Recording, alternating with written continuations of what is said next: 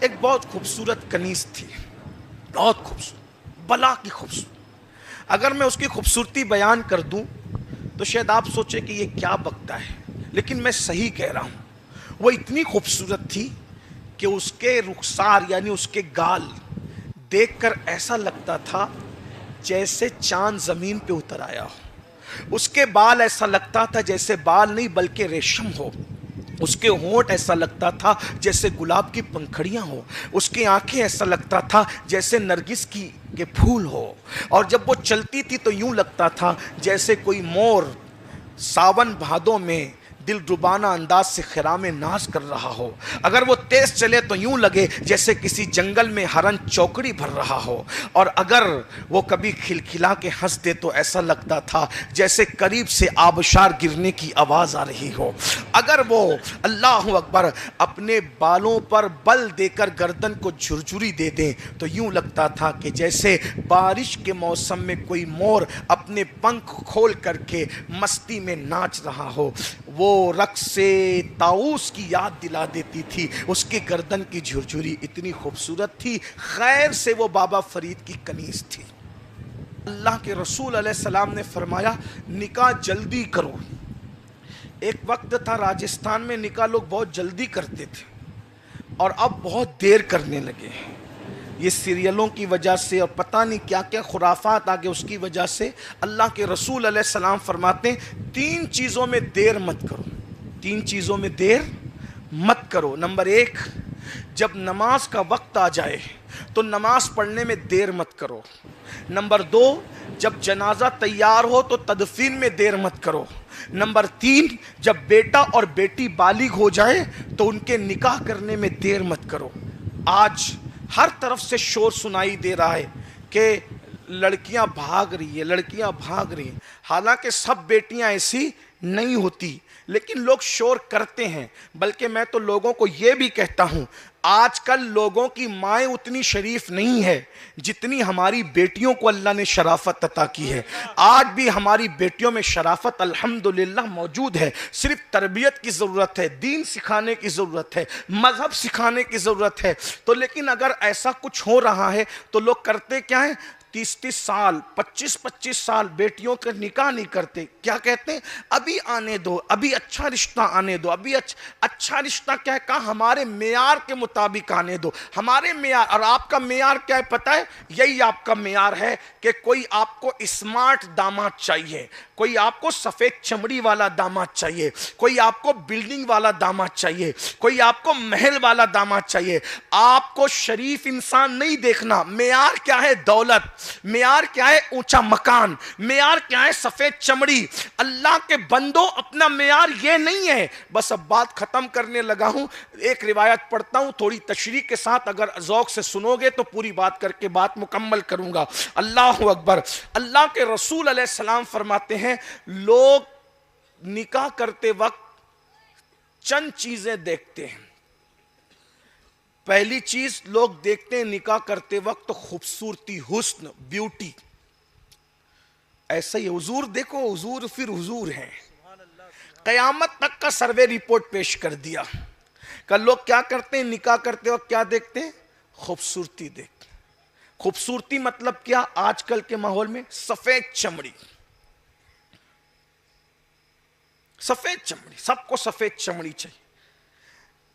یہ چمڑیاں جو ہے نا ہمیشہ سفید نہیں رہتی۔ 18 سال میں انسان جیسا لگتا ہے، بتاؤ 55 سال کے بعد بھی ویسے ہی لگتا ہے؟ 18 سال میں مکمل فٹ تھا، 55 سال میں آیا تو کیسا دکھتا ہے؟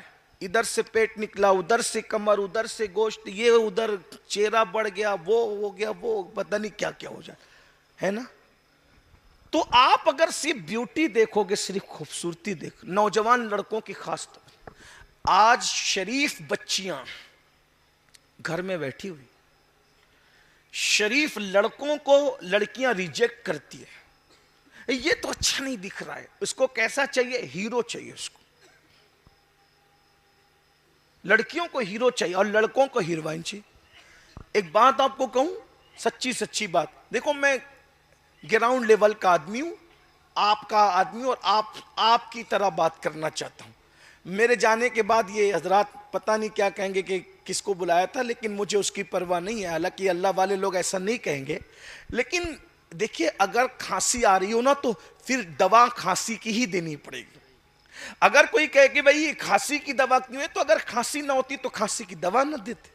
یہی ہے نا, دوا والے کھانسی والے کو کینسر کی دوا تو نہیں دے سکتے نا. تو جیسی بیماری ویسا علاج. تو یہ میرے جو نوجوان لڑکے چھوکرے ہیں بچیاں ہیں, ان کو میں کہتا ہوں یہ جو ہیرو ہیروئن کے چکر میں پڑے ہو نا, یہ لوگ گھنٹوں میک اپ کر کے اسکرین کے سامنے آتے ہیں تو ایسے دکھتے ہیں. ان کو کبھی نیند سے اٹھنے کے بعد دیکھ لو تو وہ تمہارا گیریج میں پچری کرنے والا اچھا نظر آئے. یہ کوئی میں ہنسانے کے لیے نہیں کہہ رہا, میری طبیعت میں نہیں ہے جلسوں میں ہنسانا, کیونکہ یہ ہنسانے کی اور یہ جوک کی محفل نہیں ہے, یہ تو رونے رلانے کی محفل, یہ تو اصلاح کی محفل, آخرت یاد دلانے کی محفل ہے. میں اپنی آپ سے بھی کہتا ہوں, آپ وہ چڑیل کو جو 4 گھنٹے میک اپ کر کے آئی ہے, ہزاروں روپے اس نے اپنے چہرے پر صرف کیے ہیں, اس سے آپ کمپیئر کرتے ہو کچن میں بیٹھ کر روٹی بنانے والی لڑکی کو؟ کہاں وہ اسکرین پر آ کر زنا کرنے والی زانیہ عورتیں جو اسکرین پر آ کر کے ناچتی ہے, میں کسی کا نام نہیں لے رہا ہوں, جو زنا کرواتی ہیں وہ آپ کو پتہ ہے سب, وہ ناچنے والیاں, زنا کرنے والیاں, ابرو بیچنے والیاں جو اسکرین پہ زنا کرتی ہے, ان سے آپ کمپیئر کرتے ہیں وہ ہزاروں روپے کا میک اپ خرچ کرنے والی کہ شریف روٹی بنا رہی ہے جو گھر میں اس کی. کبھی اس کو نیند سے اٹھتا ہوا دیکھ کر کے کھڑا کر, اور پھر جس کے ساتھ تو نکاح کرنا چاہتا ہے اس کو کھڑا کر. اس کی اس لانتی صورت سے زیادہ اس کی شرافت کا نور تجھے نظر آئے گا. آپ کیا کمپیئر کرتے ہیں؟ آپ میک اپ کو دل دے بیٹھے. اچھا چلیں, اگر کوئی واقعی سفید چمڑی بھی ہو تو میں آپ کو ایک بات سناتا ہوں. حسن ہمیشہ نہیں رہتا, اور حسن جو ہے نا, حسن چمڑی کی سفیدی کا نام نہیں ہے. حسن کی تعریف آج مجھ سے آپ سن لیں. حسن کہتے ہیں عشق والا دل ہو, عشق رسول والا دل ہو, اور سنت رسول والا کردار ہو, یہ ہے حسن. چمڑیاں اہمیت نہیں. چمڑی میرے بھائیوں, اگر آپ سفید چمڑی کو خوبصورتی کا نام دیں گے تو حضرت بلال کے حسن کو کیا نام دیں گے آپ؟ سوچئے نا ذرا. تو صرف چہرے مت دیکھو, سیرت بھی دیکھو. اور ایک بات یہ بھی کہتا ہوں, خوبصورت ماں خوبصورت بیٹا پیدا کرے یہ ضروری نہیں ہے, خوبصورت باپ خوبصورت بیٹا پیدا کرے یہ ضروری نہیں ہے, لیکن دیندار ماں باپ ہوں گے تو وہ دیندار اولاد کو جنم دیں گے. اسی لیے غوث پاک نے لنگڑی قبول کیا, لولی قبول کیا, اندھی قبول کیا, گونگی قبول کیا, لیکن صاحب کردار قبول کیا. اور پھر آپ جانتے تھے لنگڑی چل جائے گی, لولی چل جائے گی, اندھی چل جائے گی, گونگی چل جائے گی, کیونکہ لنگڑی ماں لنگڑا بیٹا پیدا کرے یہ ضروری نہیں ہے. کتنی بھی لنگڑی ہو, کیسی بھی لولی ہو, لیکن ہے تو نیک باپ کی بیٹی, چلو نکاح میں لے لو. حالانکہ وہ لنگڑی لولی نہ تھی, آپ بار بار کا قصہ سن چکے ہیں, لیکن تھی کتنی پاک دامن. کا لنگڑی اس لیے کہ گھر کے باہر کبھی قدم نہیں نکالا, لولی اس لیے کہ کبھی اس نے اپنے ہاتھ سے حرام کام نہیں کیا, گونگی اس لیے کہ کبھی نہ جھوٹ بولا نہ کبھی غیبت کی, اور بہری اس لیے کہ کبھی خدا کی نافرمانی کی بات اس کے کان میں نہیں پہنچی. تو پھر اس ماں سے پھر بیٹا جو پیدا ہوا وہ صرف ولی نہیں تھا بلکہ ولیوں کا سردار شیخ عبد القادر جیلانی تھا. تو یاد رکھیں, جب مائیں نیک ہوتی ہے تو بچے بھی نیک ہوتے ہیں. ایک بات یہاں یاد آئی, نوجوان اپنی اصلاح کریں. سفید چمڑی, سفید چمڑی, پھر اس کے بعد جب وہ سفید چمڑی لاتے ہیں نا تو پھر وہ تماشا ہوتا ہے گھر میں. پھر آگے کہتے ہیں حضرت سنتی نہیں ہے, تو تم نے کس کو اٹھا کے لایا؟ جب آپ ہنسنے کی بات نہیں ہے, لیکن اگر آپ ہنس لیں تو شادی کا موقع ہے, مجھے کوئی اعتراض بھی نہیں, لیکن یہ بات کنٹرول میں نہیں ہے, کیونکہ اس کو تو رات دن اپنے حسن پر نخرا ہے. خدا جب حسن دیتا ہے نزاکت آئی جاتی. سب خوبصورت لوگ ایسے نہیں ہوتے, ہمارے یہاں بھی کچھ خوبصورت لوگ ہیں, بڑے شریف ہیں, ہاں بس, لیکن شریف وہ ہیں خوبصورت لوگ جن کا رشتہ گنبد خضرا سے جڑا ہوا ہے. سن لیجئے, بات عرض کروں نا, آپ تھک تو نہیں گئے نا؟ شادی کی محفل عرض کرتا ہوں. بابا فرید سرکار کے یہاں ایک بہت خوبصورت کنیز تھی, بہت خوبصورت, بلا کی خوبصورت. اگر میں اس کی خوبصورتی بیان کر دوں تو شاید آپ سوچے کہ یہ کیا بکتا ہے, لیکن میں صحیح کہہ رہا ہوں. وہ اتنی خوبصورت تھی کہ اس کے رخسار یعنی اس کے گال دیکھ کر ایسا لگتا تھا جیسے چاند زمین پہ اتر آیا ہو. اس کے بال ایسا لگتا تھا جیسے بال نہیں بلکہ ریشم ہو. اس کے ہونٹ ایسا لگتا تھا جیسے گلاب کی پنکھڑیاں ہو. اس کی آنکھیں ایسا لگتا تھا جیسے نرگس کے پھول ہو. اور جب وہ چلتی تھی تو یوں لگتا تھا جیسے کوئی مور ساون بھادوں میں دل ربانہ انداز سے خرام ناز کر رہا ہو. اگر وہ تیز چلے تو یوں لگے جیسے کسی جنگل میں ہرن چوکڑی بھر رہا ہو. اور اگر وہ کبھی کھلکھلا کے ہنس دے تو ایسا لگتا تھا جیسے قریب سے آبشار گرنے کی آواز آ رہی ہو. اگر وہ اللہ اکبر اپنے بالوں پر بل دے کر گردن کو جھرجھری دے دیں تو یوں لگتا تھا کہ جیسے بارش کے موسم میں کوئی مور اپنے پنکھ کھول کر کے مستی میں ناچ رہا ہو. وہ رقص سے طاؤس کی یاد دلا دیتی تھی. اس کی گردن کی جھرجھری اتنی خوبصورت تھی. خیر سے وہ بابا فرید کی کنیز تھی, لیکن بابا فرید اتنے اللہ والے تھے کہ اس کو کبھی دیکھا بھی نہیں تھا.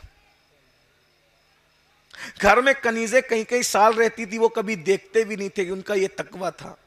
حالانکہ دیکھ سکتے تھے لیکن دیکھا نہیں تھا. ایک دن ایک نیا مرید ہونے کے لیے نیا نویلا مرید آیا. اس مرید کو کچھ سامان دیا, کہا بیٹا یہ ہمارے گھر پہنچا دو. مرید گھر سامان دینے کے لیے گیا. وہ کنیز آئی سامان ریسیو کرنے کے لیے. گھر کی عورتیں تو نہ آتی تھی, کنیز کو بھیجا. کنیز کو دیکھا تو ڈھیر ہو گیا. نیا نویلا مرید تھا, ابھی تربیت پوری نہیں ہوئی تھی اس کی. اتنا بھی خوبصورت کوئی ہو سکتا ہے؟ ایک نظر دیکھا اب پاگل ہو گیا, اس سے عشق کر بیٹھا. حضرت کی خانقاہ میں نہیں آیا, واپس گھر چلا گیا. اس وقت کے پیر صاحب لوگ مرید پر بڑی نظر رکھتے تھے. سب کے نام بھی ان کو پتا ہوتے تھے, سب کا حال بھی, سب کے بارے میں پوچھتے بھی تھے. کچھ دن گزرے تو بابا صاحب نے, ہم لوگ سرکار بابا فرید کو بابا صاحب کے, سلسلہ چشتیہ کا بڑا امام محسن ہے سلسلہ چشتیہ کا, جس نے چشتیت کو پوری دنیا میں پھیلا دیا. دو ایسے ہیرے تراشے کہ جس سے چشتیت کے ڈنکے بج گئے. ایک نظام الدین محبوب الہی, ایک مخدوم علی احمد صابری کلیری. جس کے مرید ایسے ہو وہ پیر بابا فرید کیسا ہوگا؟ اللہ اکبر. بہرحال یہ عنوان میرا سرکار بابا فرید کا نہیں, لیکن ذکر آ گیا تو بات کر رہا ہوں. تو آپ نے مرید کے بارے میں, ارے وہ میرا فلاں مرید نہیں دکھتا. تو دوسرے مریدوں نے کہا سرکار وہ تو آپ کی کنیز کا عاشق ہو گیا, دیوانہ ہو گیا, پاگل ہو گیا, وہ دل دے بیٹھا آپ کی کنیز کو, بھول جاؤ اس کو. سرکار بابا فرید نے کہا مرید بھولنے کے لیے نہیں ہوتے, بلا اس کو. مرید آیا, شرمندہ تھا, نظریں نیچے. سرکار نے کہا کیا بات ہے بیٹا, کچھ سن رہا ہوں, صحیح سن رہا ہوں؟ حضور ہمت نہیں ہے, لیکن آپ نے جو سنا ہے صحیح ہے کہ آپ کی کنیز پر دل آ گیا. کوئی بات نہیں بیٹا, دل کی بات ہے, آ گیا کوئی بات نہیں, لیکن اللہ والوں کا اصلاح کا انداز دیکھ. میں وہ کنیز کو بلاتا ہوں, دیکھ لے وہی ہے کہ دوسری ہے. اس کو بلایا, یہی ہے جی سرکار یہی ہے. بیٹا ہمارا وعدہ, انشاءاللہ ٹھیک 1 ہفتے میں ہم اس کے ساتھ تیرا نکاح کر دیں گے, جا تیاری کر. اب کیا ہوا, وہ تو خوش ہو گیا. بھائی جب کسی بندے کو انہونی چیز مل جائے تو اس کی کیا حالت ہوگی, تو خوش ہو گیا. جا تیاری کر, یاد رکھنا یہی ہے نا, ہاں یہی ہے, بہت خوبصورت ہے, ٹھیک ہے جا. جیسے وہ مرید گیا, بابا فرید سرکار نے کہا اس عورت, اس لڑکی کو جلاب کھلاؤ. جلاب اس طرح کھلائے جائیں کہ یہ زندہ رہیں, اور اس کو دن میں چند مرتبہ بیت الخلا جانے کی حاجت ہو. یعنی اس میں تھوڑی کمزوری آئے, یعنی اس پہ ظلم بھی نہ ہو لیکن اس میں تھوڑی کمزوری آ جائے. 1 ہفتہ اور اس کے لیے پابند کر دیا کہ یہ جہاں بیت الخلا کرے اس کے نیچے ایک ہانڈی رکھ دو, اس کی بیت الخلا کی گندگی جمع کرنا. یہ عجیب بات تھی. اب وہ جہاں بیت الخلا کرتی وہاں ہانڈی رکھی ہوئی تھی, وہیں پر وہ بیت الخلا کر رہی. ظاہر سی بات ہے کہ جب کوئی بندہ اس کو جلاب کھلائے جائیں گے تو لوز موشن ہی ہوں گے. اور وہ جمع ہوتا رہا ایک ہفتے کے بعد اب وہ بالکل کمزور سی مریل سی، اب جس کے چہرہ کا ابھار تھا، رخسار ابھرے ہوئے تھے، اندر کو چلے گئے، آنکھیں دھس گئی، آنکھیں بھری بھری تھی، سونی سونی ہو گئی، بال ایسے لگنے لگے، جھڑنے لگے، ایک ہفتے کے اندر بال اللہ اکبر یوں لگتے تھے یہ کس کے بال ہے کیسے، ہفتے بھر میں ایسی دبلی پتلی ہوئی کہ لگتی تھی کہ کوئی مریل سی ہے۔ جب وہ آیا تیاری کر کے کہا بیٹا نکاح سے پہلے ایک بار پھر دیکھ لے، وہی ہے کہ دوسری ہے؟ کہا یہی ہے۔ حضور یہ وہ نہیں ہے، اللہ کی قسم وہ نہیں ہے، ہمارے ساتھ مذاق ہو رہا ہے۔ آپ نے میں اللہ کی قسم یہ وہی ہے۔ پھر حضور آپ جھوٹ نہیں بول سکتے، حسن کہاں گیا؟ بابا فرید سے کہا حسن کہاں گیا؟ فرمایا تو نے اس سے پیار نہیں کیا تھا، اس کی خوبصورتی اور بیوٹی سے پیار کیا تھا، وہ میں نے نچوڑ لیا، وہ میں نے خوبصورتی نچوڑ لی بیٹا، تجھے انسان سے پیار نہیں تھا، تجھے حسن سے پیار تھا، وہ حسن میں نے نچوڑ لیا۔ کہا وہ حسن کہاں ہے؟ کہا لاؤ ہانڈی، ہانڈی کھولی گئی، سب بدبو سے پریشان، یہ ہے اس کا حسن۔ کہا یہ کیا ہے؟ کہا حسن نچوڑ لیا ہے۔ تب اس کو سمجھ میں آیا جس کو میں خوبصورتی کہہ رہا تھا وہ تو بدبو کے سوا کچھ نہیں۔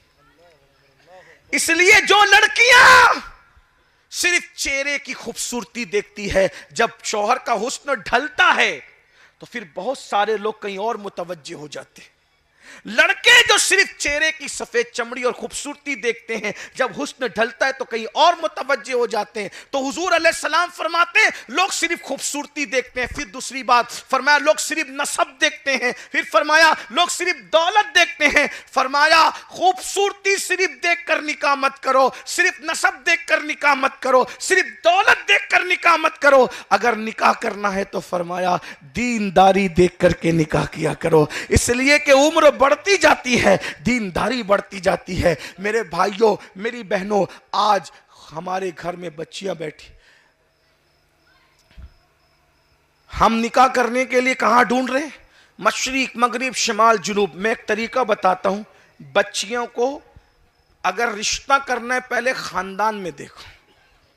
کہاں دیکھو؟ خاندان، اس کی برکت ہے۔ خاندان میں اگر نکاح کرو گے نا، بھائی بہن یہ قریبی رشتے میں، تو وہ دیکھے بھالے ہوں گے، ایک اپنا معیار ہوتا ہے۔ غریب ایک کر لو، دیکھو حضور علیہ السلام نے جتنے نکاح کیے سب خاندان میں، دیکھیے 2 بیٹیاں دی سیدنا عثمان غنی۔ یہ عثمان غنی کون ہے؟ سیدنا عثمان غنی رضی اللہ تعالیٰ عنہ حضور کی دادی کے رشتے سے، حضرت عثمان غنی جو ہے وہ حضور علیہ السلام کے رشتہ دار لگتے ہیں دادی کے رشتے سے۔ 2 بیٹیاں وہاں دی، اس کے بعد ایک بیٹی مولا کائنات کو دی، جو سگے چچا کے بیٹے کا، سگے چچا کا بیٹا، سگے چچا کا چچا زاد بھائی، ان کو دیا۔ جس وقت مولا علی سے رشتہ ہوا اس وقت مولا علی کے پاس خود کا اپنا مکان بھی نہیں تھا، مولا علی نے زرہ بیچی، زرہ، اور زرہ بیچ کر کے مہر ادا کیا۔ پھر اس کے بعد امام حسن نے اپنے بیٹے امام حسن مصنع کا نکاح امام حسین کی بیٹی سیدہ سغرا کے ساتھ کیا۔ پھر اس کے بعد امام حسین کے بیٹے امام زین العابدین، ان کا نکاح امام حسن کی بیٹی کے ساتھ ہوا۔ دیکھ رہے ہیں آپ یوں۔ پھر اس کے بعد دیکھیں سیدنا صدیق اکبر کے بیٹے محمد بن ابو بکر، ان کے بھائی عبد الرحمن بن ابو بکر، محمد بن ابو بکر کا بیٹا، محمد بن ابو بکر کا بیٹا قاسم، ان کا نکاح ہوا ان کے چچا کے بیٹی کے ساتھ، اسما بنت عبد الرحمن بن ابو بکر، ان کے ساتھ۔ دیکھتے چلے جائیں، یہ اس طریقے سے رشتے میں خاندان کے اندر رشتہ داریاں ہوتی رہی۔ اور آج ہم کیا سوچتے ہیں؟ مالدار چاہیے، اس لیے خاندان چھوڑ کے کہیں اور جا رہے ہیں۔ پھر کیا ہوتا ہے؟ خاندان کی بیٹیاں کوئی کر نہیں رہا ہے۔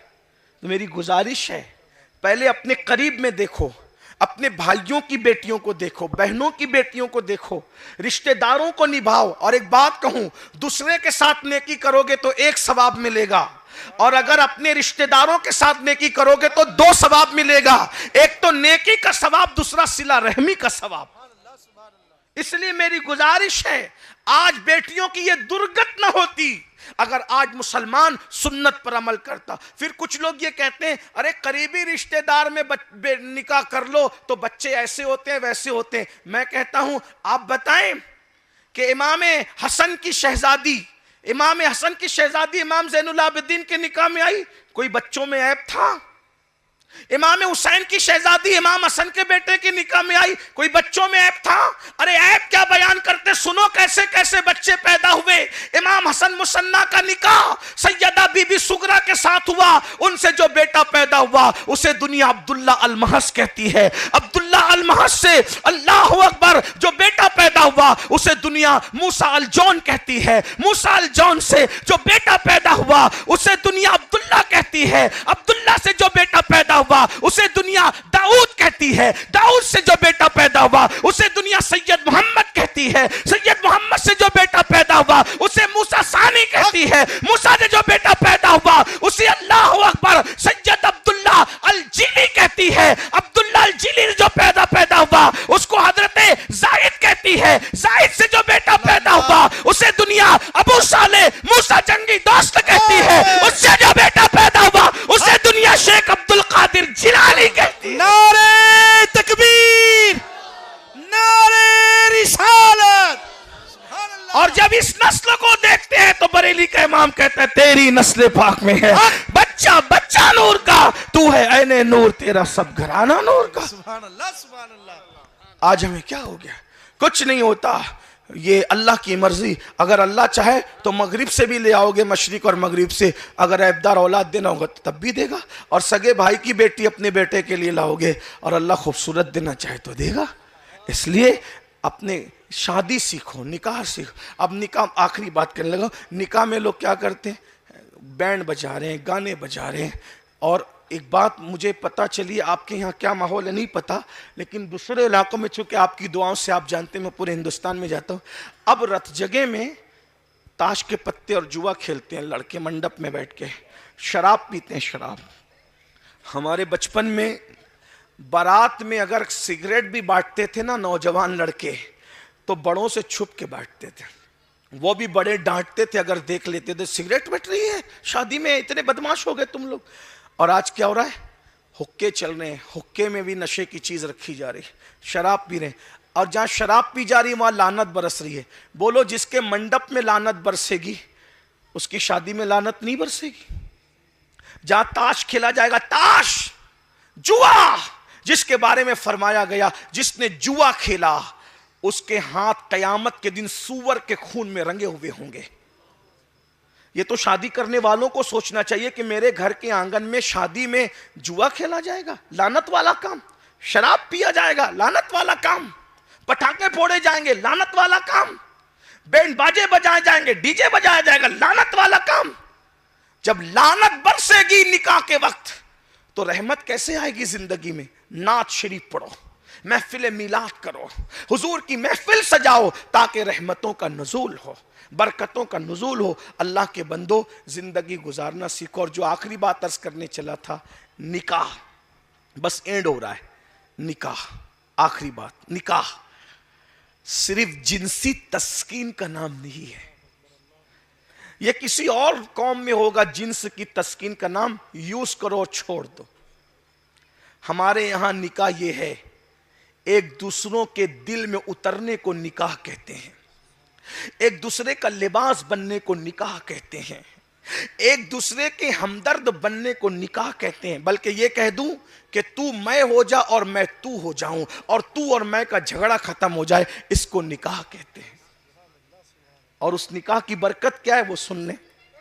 ہم لوگ جب نکاح کرتے نا, نکاح, بیوی بیمار ہو جاتے تو چھوڑ کے بھاگنے والے نہیں ہیں, بلکہ ہم تو مرنے کے بعد بھی نہیں چھوڑتے.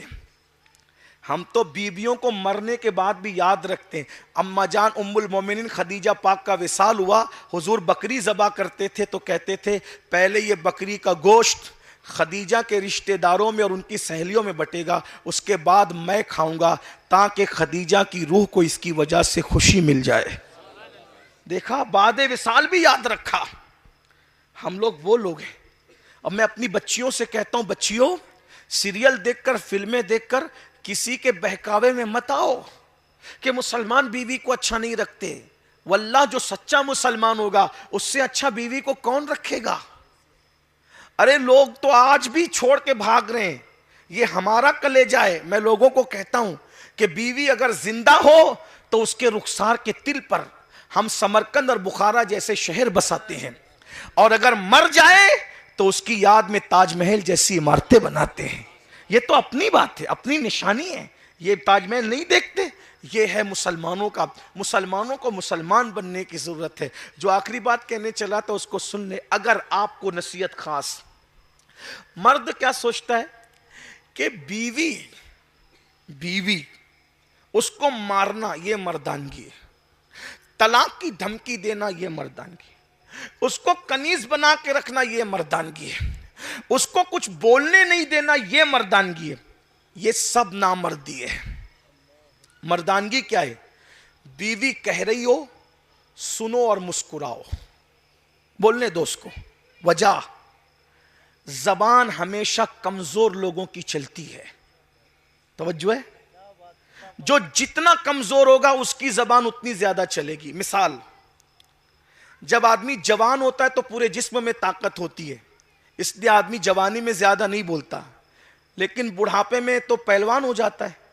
बोलो, पहलवान होता है। बोलिए भाई, क्या होता है बुढ़ापे में? कमजोर हो जाता है। ये कमर दुख रही है, वो घुटने दुख रहे हैं, वो जोड़ में दर्द है, वो बीमारी है, ये शुगर है, वो ब्लड प्रेशर है, वो ऐसा है, वो वैसा है। बुढ़ापे में फिर आदमी करता क्या है? एक जगह खटिया बैठा रहता है कुर्सी पे, और क्या करता है? बोलता ज्यादा। बचपने में बच्चे ज्यादा बोलते हैं, बुढ़ापे में बुढ़े ज्यादा, क्योंकि बचपना भी कमजोर होता है और बुढ़ापा भी। तो निशानी क्या है? जो जितना कमजोर होगा वो उतना औरतें कमजोर होती, उनको बोलने की आदत है। और अल्लाह ने उनको बोलना ज्यादा इसलिए सिखाया। तवज्जो, बोल दूं क्यों सिखाया? इसमें भी हिकमत है। हमें कोई एतराज नहीं है, बोलो, ज्यादा बोलो, मगर क्यों? क्योंकि बच्चे मां के करीब रहते हैं। अगर मां कम सुखन होगी, मां नहीं बोलेगी, तो बच्चा बोलना कैसे सीखेगा? इसलिए जिसके पास बोलने की तरबियत लेना है तो उसको अल्लाह ने बोलने की ज्यादा तौफीक दी, इसलिए वो बोलती रहती है, बोलती रहती है। मर्दों का काम है मुस्कुरा के सुन ले, कुछ टेढ़ी तबाड़ी भी करती है, सुन ले। वजह, आका फरमाते तुम में सबसे बहादुर वो है जो गुस्सा पी जाए। तलाक देने वाले नामर्द हैं, औरतों को पे जुल्म करने वाले नामर्द। सुन ले, जिम्मेदारी से कह रहा हूं, जिसको बात करना है मेरे साथ बैठ के बात कर ले, मैं दलील देने के लिए तैयार हूं। मारने पीटने वाले, बल्कि हदीस पाक का मफहूम है, जो बीवी को मारे ऐसा है जैसे थूक के चाटने वाला, और दिन को मारेगा लेकिन रात तो उसी के साथ गुजारेगा। तो जिसके साथ रहना उसको मारते, इस्लाम में मारने का तस्वुर नहीं है बीवी को। तो आप कहेंगे यार वो तो मुंह चलाती। मैंने कहा उसका मुंह चलाना भी अपने लिए फायदेमंद है। कितना फायदेमंद है? वो जो आखिरी बात कहने चला तो उसको सुने, बात पूरी कर दो। एक बहुत बड़े बुजुर्ग हैं, बहुत बड़े बुजुर्ग। उस बुजुर्ग को दुनिया शेख अबुल हसन खरकानी कहती है। नाम सुना इनका? ये अबुल हसन खरकानी कौन है पता है? जब महमूद गजनवी एक जंग को बार बार हार गया तो अबुल हसन खरकानी के पास गया, कहा सरकार मैं जंग हार रहा हूं, जीत नहीं पा रहा हूं, कुछ अता करें। तो अपना जुब्बा दिया, कहा जंग में मेरा जुब्बा रख के दुआ करना, मेरे जुब्बे से की बरकत से अल्लाह तुझे फतह देगा। और महमूद ने खरकानी का जुब्बा रख के दुआ की, अल्लाह फतह दे, अल्लाह ने फतह दी। जिसका जुब्बा इतना कीमती हो, जिसके वसीले से दुआ कबूल हो, कितना अजीम आदमी होगा अबुल हसन खरकानी। इत्तेफाक से एक बहुत बड़ा फलसफी, यानी दुनियावी एजुकेशन का माहिर, फलसफे में बहुत माहिर, वो हजरत का मोतकीद हो गया, बल्कि मुरीद हो गया, फलसफी मुरीद हो गया। तवज्जो करना, तवज्जो है ना आपकी? ये बात एंड हो रही है। घर में अच्छे से रहो, स्टेज पर तो सभी अच्छे से रहते, जलसे में सभी अच्छे से बैठते हैं, घर में अच्छा रहना सीखो। और आका फरमाते तुम में सबसे अच्छा वो है जो अपनी बीवी के साथ अच्छा सुलूक करे। सालन में नमक ज्यादा होने पे आंख दिखाते हो, चाय आने में देर हो गई तो आंख दिखाते हो, मां बहन की गालियां देते हो। गाली देना फिस्क है, غریب نواز سرکار فرماتے ہیں جو کسی مومن کو گالی دے مرتے وقت اس کی زبان پہ کلمہ نہیں آئے گا. تو جب عام مومن کو گالی دینے سے زبان پہ کلمہ نہیں آتا تو بیوی کو ماں بہن کی گالی دو گے تو تمہاری زبان پہ مرتے وقت کلمہ کیسے آئے گا؟ بیویوں کا حساب لینے والا کوئی نہیں ہے تم سے. بیویاں تو کمزور ہے, جتنا دبانا چاہو دبا لو, مگر سن لو حدیث پاک کا مفہوم ہے جس نے عورتوں پہ ظلم کیا ہوگا اگر وہ پہاڑوں جیسی نیکیاں لے کر آئے گا اللہ اس کی نیکیوں کو قیامت کے دن ریزہ ریزہ کر دے گا. اس کی نیکیوں کو ذرہ ذرہ کر دیا جائے گا کیونکہ اس نے اپنی بیوی پہ ظلم کیا ہوگا. ظلم مت کرو. جس نے ماں باپ چھوڑے, بچپن کی سہیلیاں چھوڑ, سب چھوڑ کر تمہارے پاس آئی, تم اس پہ ظلم کرتے ہو. ہاں لیکن یہ بھی کہتا ہوں سر پہ بھی مت چڑھانا. ایسا نہ ہو کہ بیوی کو اتنا سر پہ چڑھا لو کہ تیرے ماں باپ کو چھوڑ دے تو کہا جی جی لبیک چھوڑ دیا. یہ بھی نہیں ہو. دیکھو اسلام میں اعتدال, نہ بیوی سر پہ چڑھانے کی چیز ہے نہ پیر میں پہننے کی چیز ہے. وہ بائیں پسلی سے دل کے قریب سے پیدا ہوئی ہے, وہ دل میں رکھنے کی چیز ہے. نہ سر پہ اٹھاؤ نہ پیر میں بٹھاؤ, اس کو دل میں رکھو. جس کی جو جگہ ہے اس کو وہاں رکھو. بہت پیار کرو لیکن لگام بھی کس کے رکھو. ہاں یہ بھی, ظلم بھی مت کرو لیکن کنٹرول رہنا. اتنا کنٹرول رہنا چاہیے کہ اگر آنکھ بڑی کر کے دیکھ لیں تو پھر اٹینشن ہو جانا چاہیے. کیونکہ میں ایسی خواتین کو جانتا ہوں کہ جن کو آنکھ بڑی کر کے اگر دیکھنے والا دیکھ لیتا ہے تو پھر کئی مہینے تک کے سارا معاملہ درست ہو جاتا ہے. تو آپ کا کنٹرول ایسا ہونا چاہیے, نہ غلامی کرو اور نہ ظلم کرو. بار بات آ گئی تو طویل بھی ہو رہی ہے, اس کا خیال بھی ہے لیکن بات ختم بھی ہوتی ہے. شادی کی محفل ہے, آپ بہت اچھا سنیں. کبھی کبھی بہت بڑی محفلوں میں بھی لوگ بہت اچھا نہیں سنتے, اور کبھی کبھی بہت بڑی محفل نہیں ہوتی لیکن لوگ اچھا سنتے تو بولنے میں بھی اچھا لگتا ہے. اور آپ نے ایسی محفل سجائی ہے, بہت اچھا لگ رہا ہے آپ سے بولنے میں, لیکن اب بہت دیر تک نہیں کیونکہ ہمیں بھی فلائٹ پکڑنی ہے, فلائٹ نہ چھوٹے, اس کا بھی ہمیں خیال ہے. تو ابوالحسن خرقانی کا ایک مرید ہو گیا, دنیاوی ایجوکیشن رکھنے والا آدمی, فلسفی. اب دنیا دار لوگ بہت کم اللہ والوں سے متاثر ہوتے ہیں. مرید جل بیچارے یہ غریب لوگ ہوتے ہیں, وہ ہوتے ہیں کم پڑھے لکھے لوگ ہوتے ہیں, وہ اور پڑھے لکھے لوگ بہت کم مرید ہوتے ہیں. وہ تو خود ہی پیر بنے ہوتے ہیں کہ ہم کسی سے مرید نہیں ہوں. کوئی بات نہیں, سب کی اپنی اپنی بات ہے. ہاں تو لیکن کچھ پڑھے لکھے ہوتے ہیں, شریف ہوتے ہیں, اور سبھی پڑھے لکھے شریف ہوتے ہیں, مزاج الگ الگ ہوتے ہیں. چلیں بات کرتے ہیں. اس کو یاد آئی ابوالحسن خرقانی سرکار کی. وہ سوچا کہ حضرت سے چلو آج گھر پہ مل لیتے ہیں. جیسی دروازے پہ دستک دی, اندر سے آواز آئی خاتون کی, کون؟ اور کہا کہ میں فلاں فلاں ہوں. کیا کام ہے؟ تو کہا کہ حضرت شیخ ابوالحسن خرقانی سے ملاقات کرنا ہے. کہا حضرت شیخ ابوالحسن خرقانی, وہ مکار کب سے اتنا نیک ہو گیا؟ وہ کب سے حضرت ہو گیا؟ وہ کب سے شیخ ہو گیا؟ یہ سنا تو یہ پیر ان کے کانپ گئے. کہا محترمہ آپ کون؟ کہا اس کی بیوی ہوں. اب یہ تو بیچارہ سوچا یار جس کی بیوی جس کو مکار کہے, یہ تو پھر معاملہ گڑبڑ ہے. اب اس کی عقیدتوں کا شیش محل ابھی چکنا چوری ہونے کو تھا کہ قدرت نے رہنمائی کی. پیچھے دوسرا اچھا والا پیر بھائی کھڑا تھا, اس نے کہا جناب ادھر آؤ ادھر آؤ ادھر آؤ.